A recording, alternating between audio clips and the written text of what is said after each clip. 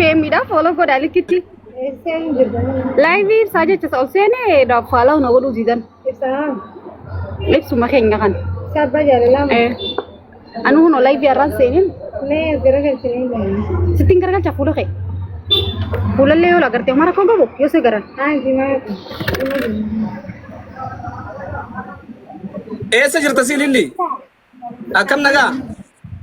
Akkami? Fayyaadha. Mana uffataa baratte? Aisa kana Amerikaan deema jeetiin taraan binurra cufee birraa mana madaam diiseetiin danabaa faddeeyaa ni balleesse. Jara keenya warri Kaayiroo keessa jirtanii maqaan keenya bareeddu? Haa ibsa ana kasnaadha inshaallah na wallaalteeti yaaboo. Tindi madeessan. Kasnaa jamtii ishiin tuni Kaayiroo keessatti mana uffataa banattee welcome visitor warri mana uffataa maal faa qabdamee? Wallahi waa hundaan qaba diriyaan qaba shiitaan qaba waa hedduu. Dabbaaw.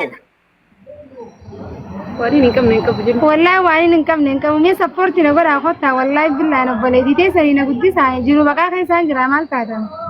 Yaa jara keenya nama kana jabeessa. Wallahi gatii babbareedduutti isin erga warri as jirta warri nama keessanii waa bituu feetan illee bita warri ala jirta warri asis surprise godhuu feetan. Mee garsiisiree waan qaqqabdu mee deeqaa takkasiif kan nagaa amma ganuma sumaafuu beeksisaa ililli naganumoo si fayyadde. Agarsiisii waan qabu. Waan gurguruu feetu. Sikki tanurraa jijjiiru hin tajaajille. Meera silkii biyyatti badii silkii. Kaamera jijjiirannaa. Kaamera garagalchinaan siin jeensa bitaalla. Laa. Yaa jara keenyaa hiree Ameerikaa irratti cufamteeti maallaqa ishii deeffattee mana huccuutiin banatte warri Kaayiroo keessa jirtan akkasuma warri immoo biyya dhalabuu barbaadan wanni hin jirre hin jirtu mana kana keessatti maqaan ishii Khazinaadha.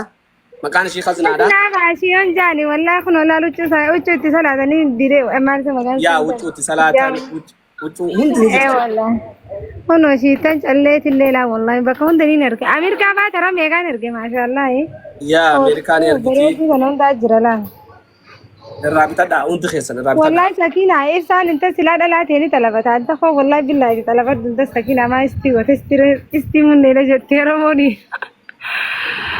Daabbaa fatiyaan baamtu sanni qabdaati.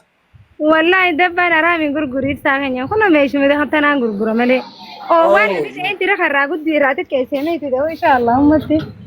Yaa warri wanni barbaadan. Wallahi waan jira kootaalaa warri bitachuu feete wallahi waa hedduu jira maal taatan. Kun warri jaarsaabillee waa bituu feete kun oolaa. Galatoo abdii. Laa. Marxoonni jirti. Kun oolaa karisii shiita Keeniyaa shiita Jibuutii wallahi waa hunda amma kanalaa wallahi ijoollee Ameerikaa takkaan irraa bitete maashaallah tabaarakallaahi. Galatoo.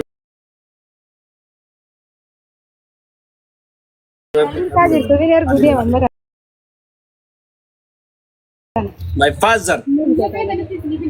Okay, bareedduu teenya karaa sagantaa teenyatti achi aanaa kabajamtootaa fi hordoftoota ilmaan Oromoo baadiyyaa teessanii daawwachaa jirtan sagantaa bashannanaati. Gaasumaan abdii dadar foloo gochuun deeggartinaadha. Sagantaan teenya irratti marsaa shamarranii keessatti harki parsantaa harka 5 Ifaan ifaan. Nama shan gaafannee nama shanan keessaa 167 ilillii mootee jirti. Ilillii koongiraasiin jechuu barbaadna sumaanuu 160 waa xiqqashoon mootee faaxee shan gaafannee faaxee shaneenuu harargee jette faaxee takka macarrashaa. Inni dabbara nama bareedaa kan akkana godhuun. Kottu gabbii amma fixate.